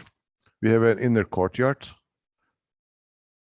in this central part. You can see it in this cross section. Underneath a lantern dome, an inner courtyard is placed. A reference to Seljuk inner courtyards, though this is a typical hypostyle we could have found in Islamic countries all over the world. This indigenous local Seljuk element preserved. And another difference, as I told you, are domes covering every unit. It's a great rectangle. Then we have a east to west horizontal extension, typical of Friday mosques. It is next to the bazaar area. Across it is Kozahan and other Hans. It was a busy trade center. Then they needed a great Ulu Cami for the people using this realm. At the entrance piece, we have a portal projecting like Seljuk portal, but it's also incorporated to this entire facade in a convenient way. I will be showing it to you in a photograph. Minaret is always problematic in Pre-Sinan, I should say so, Pre-Sinan architecture. They are either independent towers or attached like this example, sometimes even self-standing, not in this case, but many others. Usually, 2 minarets employed in order to create a symmetry, a balanced facade, like in this case. Here we have the Great Mosque of Bursa Ulu Camisi with symmetrically placed double minarets. You can see this lantern dome, underneath of which is the inner courtyard and the bazaar area. Lower bazaar area. Unfortunately, these nice buildings now disappear in the crowd of the Gecekondu, Apartman Konduz, and this great business center at the back. Again, an old photograph from 1970s, and greenery is still there. This is lost today. You can't even see a piece of this greenery here. Only plantations. I mean, great plants, fabric factories. Here we have again a view from the same site, the mihrab wall, a closer view. Central nave-like corridor is higher and wider as usual. Then a T is obtained with the section closest to the mihrab wall and this central horizontal axis. We have a T. This is typical of early hypostyles. Then tradition is there, fully. Early Islamic and later Seljuk traditions altogether, but innovative since every unit is covered by domes. On the outside, we have more fenestration, great arches taking in those double symmetrically placed windows. This is new. Now outside is more organized in terms of decorative pieces and also fenestration. Symmetrical windows opened. This is not typical of Seljuk background. An innovation is here, but still fragmented. Everything independently works. Here we have a view from inside. It's almost a pillar forest. And the facade, Seljuk portal is there, but it is not as projecting as former examples. Symmetrically placed windows is an innovation, as I told you. Now, walls are not bare, closed, simple walls, but nicely decorated with moldings and double arches altogether. It is a new tendency. Minaret, as you can see, placed attached to this corner instead of integrated to the facade. Sinan would also integrate minarets to his buildings. Bursa is the city of water from Uludağ, Olympus mountain. Plenty of water reached to the town, and they used it many places. One of them is Great Mosque. And this pool with water is a reference to Seljuk architecture, but at the same time, a way to employ a local source, which is water.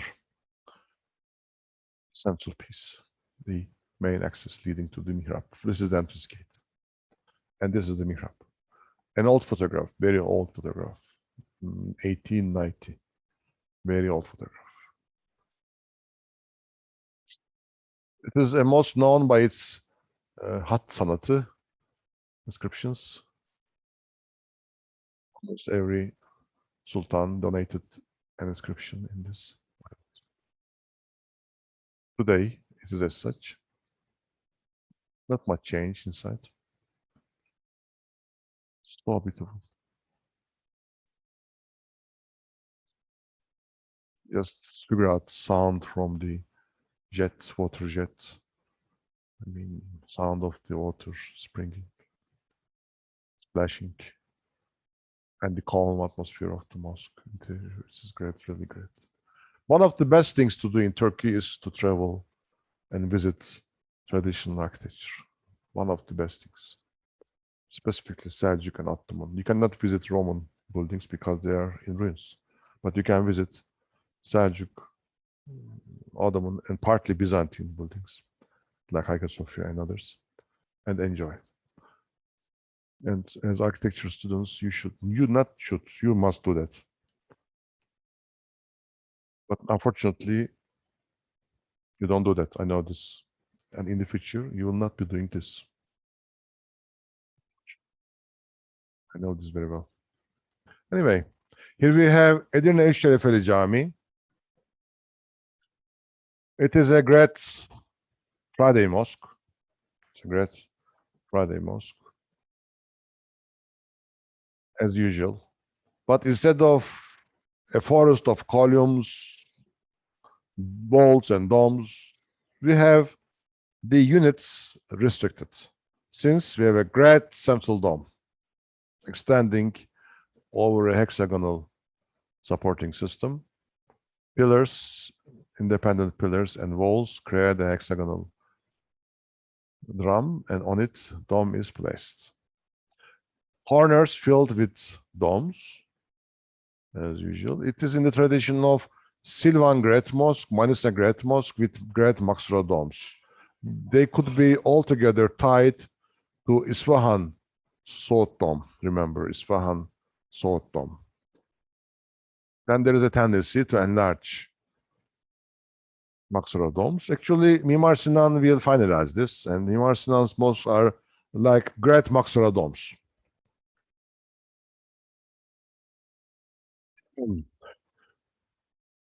Only problem here is these triangular segments between the arcs.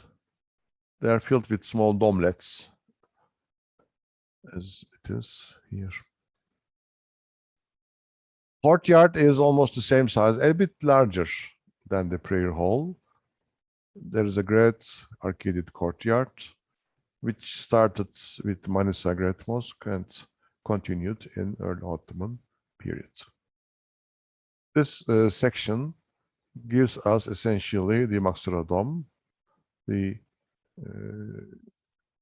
portico with its dome, and the courtyard. Pay attention how from the courtyard to the dome, this monument develops by means of this dome of the portico and the central dome. Of course, still fragmented, still there are pieces, independent pieces. But we also have domes following in a kind of steepy design, creating like a hill-like outlook altogether. Might give a sign of later developments. This pyramidal development started with Edirne Üç Şerefeli Cami and finalized by Sinan's Süleymaniye. Still, minarets are attached. They are independent units. It is still fragmented, as I told you. We have Seljuk portals, but more integrated. They are not as projecting as before, as I told you in Bursa Great Mosque, and I don't want to repeat myself much. It is fantastic. Look at it, so beautiful. Portal is in marble. Walls are in ashlar stone. This contrast is a typical feature of early period. As I told you, hybridity in the material use. But it is so harmonious, I mean, to each other.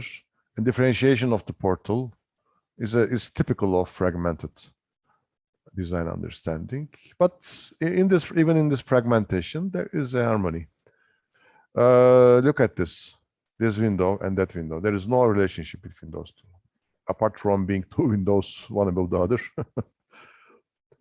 This arch and that arch. This is not an arch actually. This window framed arch or opening. It's not even an arch, an opening, window, an opening, window framed opening. Sorry, marble framed opening. And just a window in the wall. Altogether has nothing to say in terms of conformity and relationship. But they are there. Fragmented architecture is that.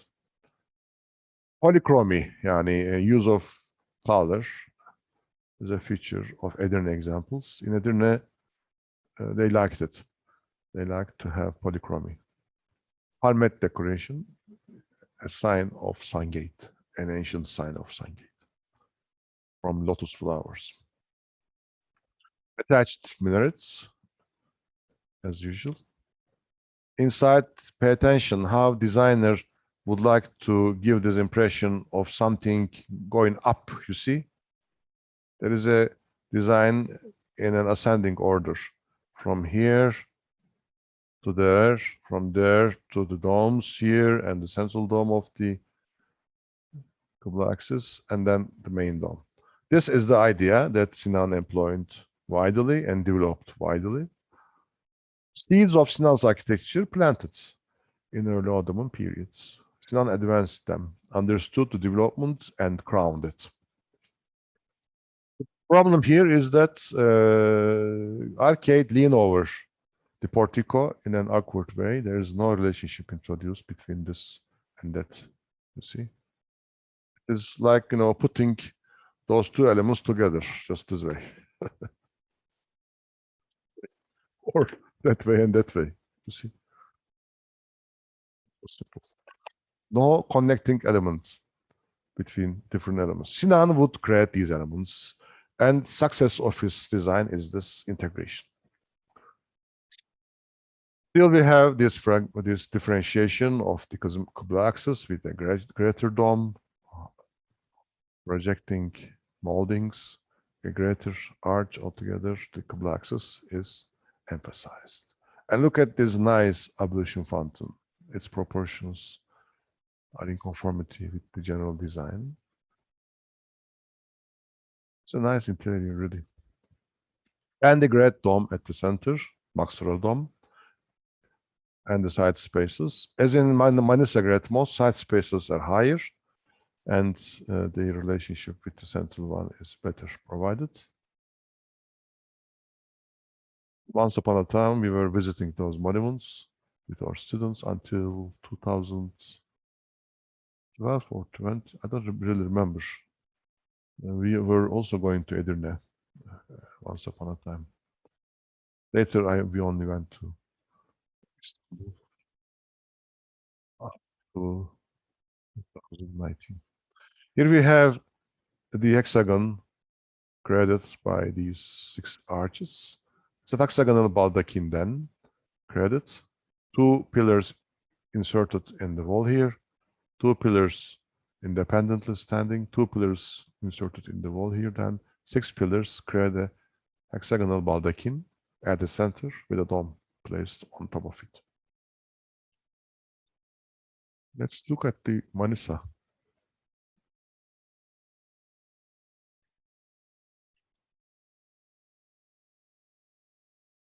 Remember Manisa? Plan? It's hexagonal.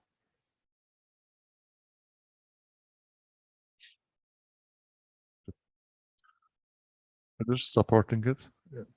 There's an octagonal baldachin. What about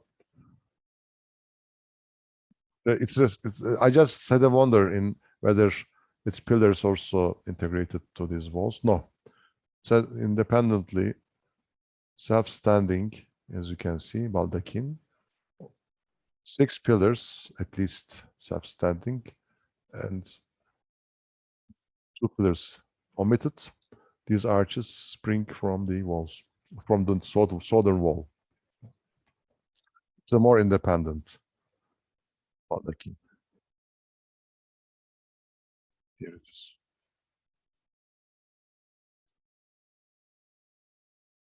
In Ottoman architecture, structural system is clearly visible. Usually, we have the structural system, undisguised. It is open. See, these 2 pillars integrated with the wall at the back. Instead of 6 pillars, we have just 2 pillars self-standing. The reason would be to eliminate the, how can I say, the impact of the pillars dividing the space, separating side from the center. The number of the pillars are less. Of course, the pillars, self-standing pillars, are greater, very big, and still are a problem, preventing side spaces to be integrated entirely. But this is an advance from many pillars separating you from the side spaces. Just 2 great pillars put in order to introduce a better integrated monument. You see how architecture is going to a more integrated understanding. My slides are all chronological. I follow the steps in a chronology, and then you can understand how it is changing, transforming very well, and how architects learned from each other, how technology developed, and they learned from each other and advanced their designs. Here, I would like to show you something. You see this platform? What is that here? Why should one put this on the floor? My question is that. Huh? Bakın. Niye bu var burada? Niye yükseltilmiş? There is no need for that. If I show you something, you would remind yourself why. Let me go back. Go. Go to Davendigar and show this area separating masjid from the inner courtyard, or in a madrasa here, the ayvan separated. This idea of the mihrab area pronounced by an ayvan is there, you see. And architects, with the consciousness of that, they were conscious architects. They were conscious architects. Consciousness of the tradition. Look at it. Though there is no need for this, you see. This concept of an ayvan, a great ayvan, is there. The image is there. It changed so much, but it's there. And they put this nice device on the floor, reminding it. It's a reference to past. And in Ottoman buildings, you would see those columns, even though they look like attached columns, they are not. They're independent columns put at the corners. You can go there and try with your hands. You would see that they are usually still rotating when you touch them, are deliberately put there in order to prove that this is a great architecture, this is a durable architectural structural system, is so sound and strengthful that it's not threatened by, or even threatened by earthquakes. These columns still turn over themselves. They are a sign of the structural lucidity, a structural soundness. This is just to prove that. Yani dönüyor şeyler. Bunlar. If you touch them. I would like to show you another building from this period, Bayazıt Camisi, Amasya, 15th century. Now, side spaces are so low, you see. This integration tendency is so great that they even sacrificed side spaces and protruded the central one, you know, the inner courtyard with a dome and the Ayvan. Now, Ayvan is so great that it competes with the courtyard idea here, almost identical to, not almost, they're identical. Two identical domes, one at the front of the other, and side chambers, very low, very, very low. This was an attempt to integrate the central piece by means of two domes. You can look at it. Side spaces are entirely disassociated with the central one. No Ayvans at all, but just great arches, two great arches leading to these side spaces, you see, from the Ayvan section and the inner courtyard. But Ayvan and inner courtyard, even these are, these disappeared. Though with memories, again, we have this memory of a platform created to remind you the memory of the Ayvan, but it's not here. Just two great domed spaces. Two great domed spaces. Actually, signals of this tendency to integrate, to create great baldachins covering the central space. Neighborhood oldu, evet.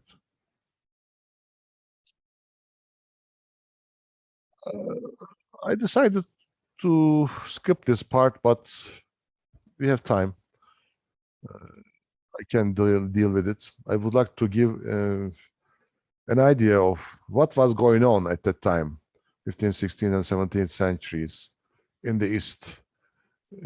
I don't want to give you the wrong impression that, okay, everything, you know, I'm following Seljuk architecture and as if nothing happened in the East at that time after the 12th century, after the Seljuks arrived to Anatolia. Islamic dynasties followed each other in Iran, in Central Asia, and in India. And an architecture, a great architecture produced there in parallel to Seljuks in Anatolia and Ottomans in the Balkans. There was an architecture developing, Timurid. And I would like to give an idea of what Timurid architecture is and its extension to India, later Baburid architecture. They are branches of the tree, of the same tree. And both traditions, Iranian, Central Asiatic, Indian, Anatolian, and Balkans, produced, sponsored by Turkish rulers. And I would like to give you an idea of this tradition in the East. Timurid architecture and Baburid architecture. Timurid Empire, or Gurkhani Empire, was a Turco-Mongol empire comprising Iran, Caucasus, Mesopotamia, Afghanistan, Central Asia, Pakistan, Syria, and Turkey even, partly. The empire was founded by Timur A warlord from Turco-Mongol lineage who established the empire between 1370 and 1405. He envisioned himself as the great restorer of the Mongol Empire of Genghis Khan, and while not descended from him, regarded himself as his heir and associated much with the Porjigin. The ruling Timurid dynasty or Timurids most lost, yani Timur associated himself with Genghis Khan. He regarded himself as the descendant of Genghis Khan, like the Seljuks who regarded themselves descendants of the Göktürks, like Ottomans who regarded themselves as descendants of the Oghuz and Göktürks. I mean, they always looked for a background, ancestry. The ruling Timurid dynasty or Timurids lost most of Persia to the Akkoyunlu, but members of the dynasty continued to rule smaller states, sometimes known as Timurid Emirates, in Central Asia and India. In the 16th century, Babur, a Timurid prince from Fergana, from Central Asia, from Uzbekistan, invaded Afghanistan and established a small kingdom there. And from there, 20 years later, he invaded India and established the great Mughal Empire. It's named Mughal, invoking the Genghis Khan and Mughal Empire, but one part of it is Timurids, more of Western Turkish than Eastern Turkish, Western Turkish amalgamated in India. Oh, but unfortunately, it is named Mughal by the English, shadowing this Turkish background, Timurid background. For this reason, Turkish scholars never call it Mughal, call it Baburids. Babiroğulları is the name of the dynasty. What else we name it? Gurkhanid from the Timurid Empire, Gurkhans in India. But they called themselves Chagatai. These people in India called themselves Chagatai because of their Chagatai background. They spoke Chagatai Turkish, Çağatayca. This is the map showing here the realms during Ottoman Empire. Ottoman Empire here, Mamluk Sultanate here. Later, Yıldırım Bayezid conquered Mamluk lands and obtained this part. Then this is a map from 15th century, earlier. Timurid Empire extended from Central Asia to Anatolia. Later, this Timurid Empire extended to India in the 16th century. Timurid architecture based upon earlier Seljuk foundations. This mosque, for example, Biphanım Mosque in Samarkand contains 4 domed divans, actually 3 domed divans and an entrance vestibule. Today, this monument partly remained. These sections destroyed, only the main Aksura Dome and side divans can be seen. Here it is, Biphanım Mosque. You see, it is Timurid architecture is Seljuk architecture in greater dimensions, great monumentality. Onion-shaped dome is typical Soğan kubbe of Timurid architecture. Great ivans, brick use. The double shell dome is a feature of Timurid architecture. I would like to show this case a mausoleum with 4 ivans projecting from a central dome. Gur-i Amir Mausoleum in Samarkand. Evet, you can read double shell dome again. You remember Taj Mahal in Agra, in India. Taj Mahal continued this tradition of having a central dome with ivans projecting. It is a branch, an extension of Timurid architecture. Guru Amir Mausoleum is in the background of it. This is what remained today of the Guru Amir Mausoleum in Samarkand, interior decoration. Architecture in India also display such a decoration, geometry reigns, mukarnas, typical features of Seljuk architecture in Iran from 12th century, 11th and 12th centuries. Domed building with a sarcophagus at the bottom. Just a minute.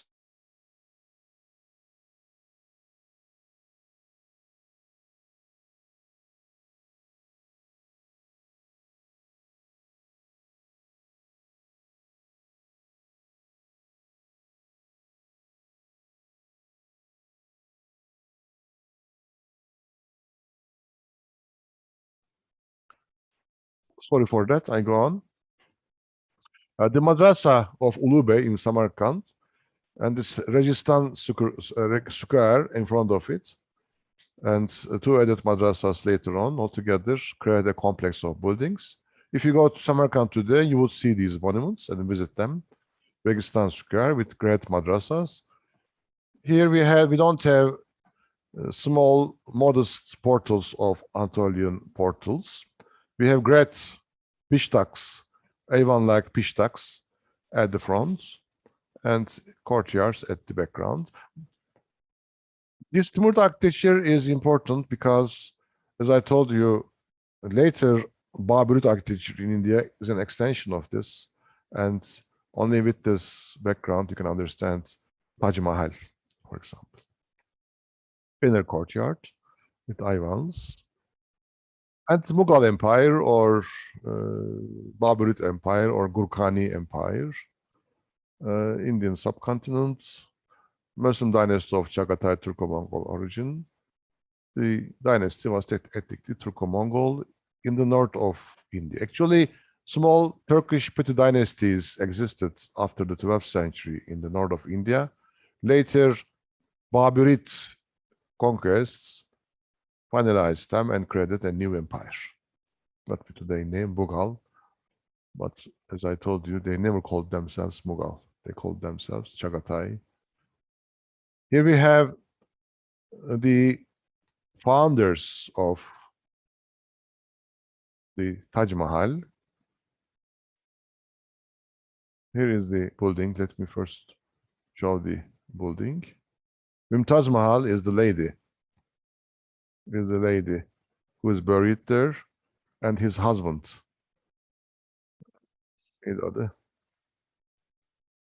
I will remember. Great Mughal emperor in the 17th century commissioned this monument for his beautiful wife, Mumtaz Mahal. And Taj Mahal is the name alluding to her name. Taj Mahal, yani crown of the place, crown of the princess. Actually is a great domed mausoleum with Ivans projecting outside.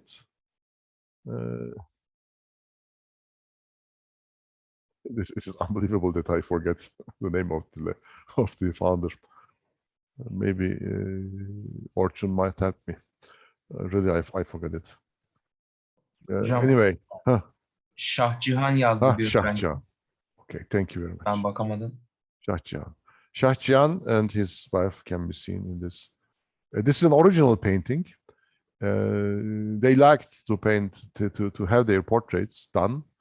This Turkmen society was more open to images, and specifically European type of images because of their openness to European standards, more than the Ottomans, due to the trade relations with the West, and they ordered many drawings of themselves like this. Shah Jahan's Taj Mahal. Yes, okay, thank you, Orçun. Here we have 4 minarets. Since there's a mosque outside of the tomb, and these 4 minarets are there for this reason, but also for the reason to create symmetrical disposition of elements. At the corners, 4 minarets are placed. Remember Güramir Mausoleum by Timur. It also contained symmetrical minarets, a central piece, and projecting ivans. What is different there in Taj Mahal? Incorporation of these ivans with the substructure of the domed part. Look at it.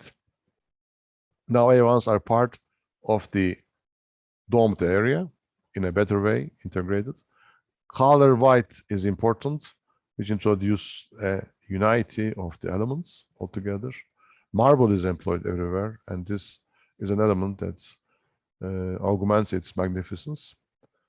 And the way these corner kiosks with domes placed introduce a kind of pyramidal outlook. Then this fragmentation partly eliminated, though still it is there. This fragmentation is still there, but there is a inclination to unite elements underneath a single dome. This is different than Sinan's approach, of course. It is a Central Asiatic tradition extended to India. Here we have how Taj Mahal is placed in a garden. A kind of horizontal axis is created from the Caravanserai to the gardens, Chaharbagh. Chaharbagh means four garden. We have really four gardens, 1, 2, 3, 4. Fourfold division of the space is a traditional Iranian tendency. In this case, which is different than the others, Yamuna River is ingeniously employed as a part of the great garden design. Normally, you would find this Taj Mahal at the center of the garden. Similar tombs contain tomb building at the center, but here at the end of the axis, in this way, you approach to the monument from afar, and the vista is created with the building like a sculpture at the front, and the river is used as a kind of trophy to reach to the tomb. Cihangir miydi? Ay neydi adı? Ben bazı şeyleri bile unuturum bile hatırlamam. Orçun neydi adı? Şahcihan mı? Şahcihan. Vallahi niye böyle oldum da. Ben de pil bitti. Teşekkür ederim. Shahjahan reached to the tomb by boats from his palace in Agra. And disembarked here and prayed inside the tomb. And this garden should be taken into consideration while, dealing with Taj Mahal as a complex. What I would like to say is that the potential of the site is ingeniously employed, integrating the river, making it a part of the gardens. Normally, you would find just a garden with the building at the center. These are the features that make Taj Mahal different than the other tombs.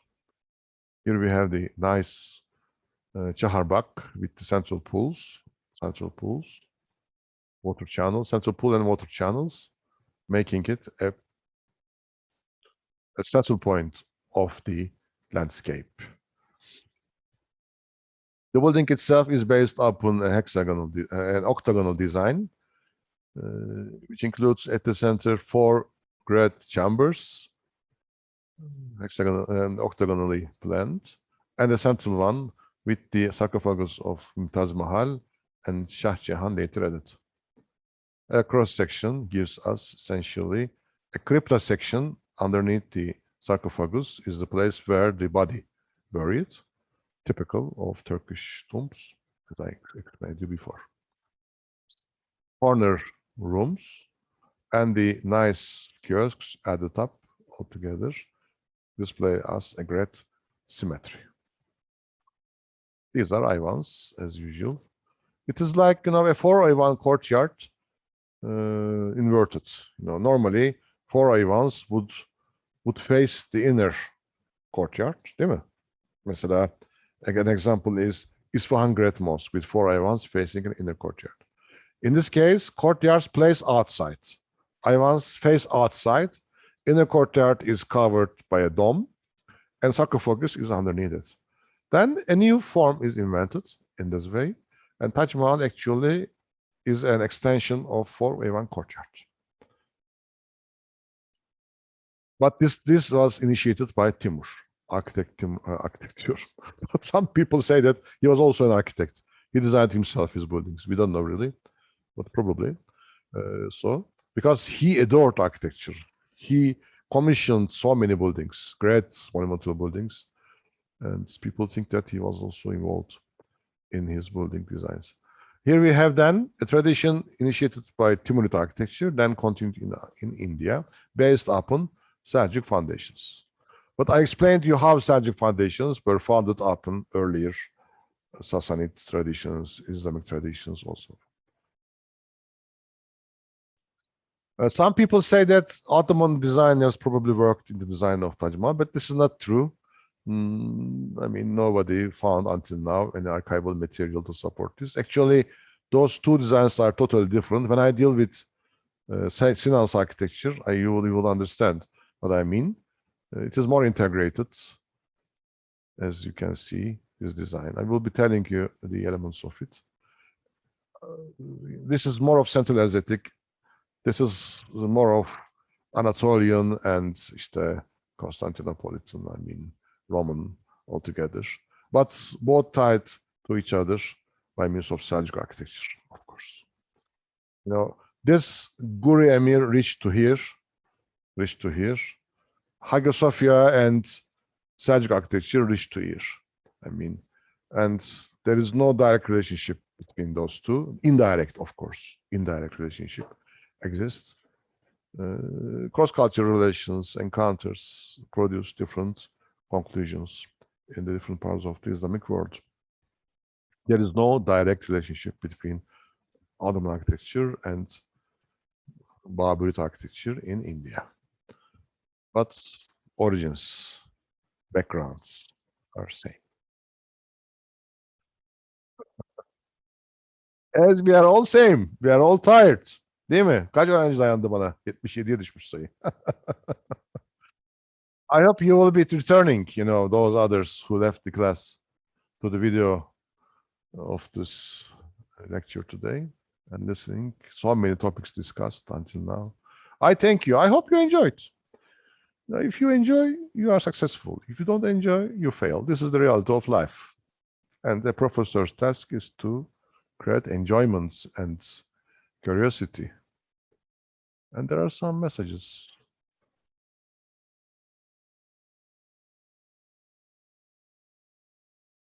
Yes, Berk. This creation of the Bursa Great Mosque domes can be explained by development of technology, mostly technology. Shahjan, thank you. Shahjan, thank you. Thank you, Amna Rizvan. Are you from India? Probably. I don't know. It looks like you're an Arab. Okay, thank you very much for your comments. From Pakistan. Yeah, I have been Pakistan many times. Not once, but as if I have been there many times because I have many students from there. And it's a great country. I like it very much. Thank you very much, Amna. Okay, hope to see you next week. Any other point to make?